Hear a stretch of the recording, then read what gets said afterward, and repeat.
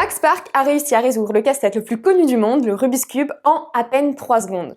Combien de temps mettrez-vous à résoudre le Design Challenge, le 30e outil de notre défi 52 semaines pour découvrir 52 outils? Toujours au sein du processus du Design Thinking, le Design Challenge force à redéfinir la problématique de départ en un challenge à résoudre, en faisant preuve d'empathie avec les clients ou les sujets de notre question. C'est un outil qui sert de lien entre la phase d'observation et la phase d'idéation. C'est-à-dire, le Design Challenge commence par une première étape de dialogue, qui sert à rebalayer toutes les informations principales de la phase d'observation. Tout d'abord, on recible les motivations des populations liées au sujet, vues par exemple dans la carte d'empathie.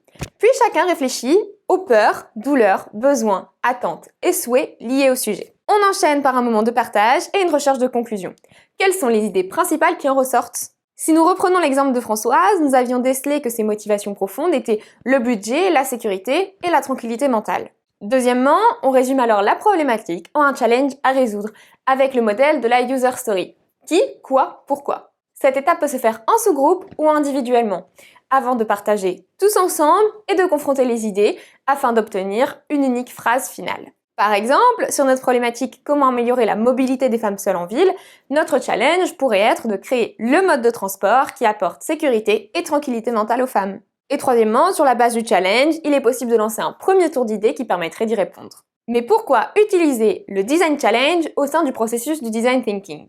Tout d'abord car c'est vraiment l'outil phare qui transporte toute l'équipe de la phase d'observation à la phase d'idéation. Mais aussi car c'est un outil pratique qui mêle l'empathie, la reformulation et l'idéation. Ainsi, il permet de forcer la reformulation du problème en un challenge tout en prenant en compte les motivations de tous les acteurs concernés. Et c'est un outil qui est centré sur les motivations à résoudre. Le Design Challenge se met en place à la fin de la phase d'observation et au début de la phase d'idéation. C'est un outil de transition entre ces deux premières phases. Pour pouvoir confortablement réaliser les 3 étapes, préparées entre 1 heure et 1 heure et demie. Merci à tous d'avoir regardé cette vidéo et pensez à vous abonner pour suivre les 22 outils restants. Si vous utilisez un outil, partagez-le avec la Loubar Family sur notre page LinkedIn. Lien dans la bio.